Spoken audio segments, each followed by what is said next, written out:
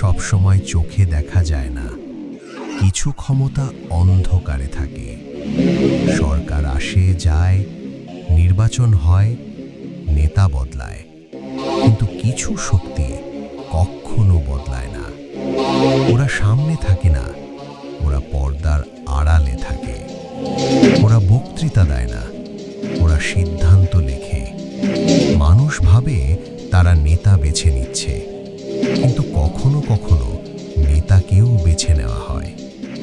এটাই অদৃশ্য ক্ষমতার খেলা।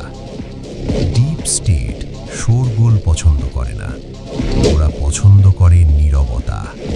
কারণ নীরবতার ভেতরেই সবচেয়ে বড় সিদ্ধান্ত নেওয়া হয়। ওরা যুদ্ধ শুরু করে না, ওরা পরিস্থিতি তৈরি করে। ওরা সত্য লুকায় না, ওরা সত্যকে বদলে দেয়। মানুষ ভাবে তারা স্বাধীন, কিন্তু ধীরে ধীরে তাদের চিন্তাই পরিচালিত হয়। কারণ নিয়ন্ত্রণের সবচেয়ে শক্তিশালী উপায় শক্তি নয়, ধারণা।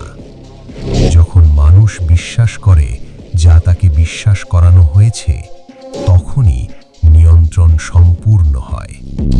ইতিহাসে অনেক ক্ষমতা মঞ্চে দেখা গেছে, কিন্তু সবচেয়ে বিপজ্জনক ক্ষমতা সবসময় থাকে মঞ্চের পেছনে।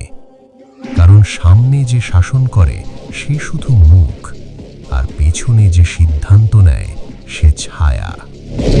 আর কখনো কখনো একটা দেশের ভবিষ্যৎ নির্ধারণ করে এই অদৃশ্য ছায়াগুলো।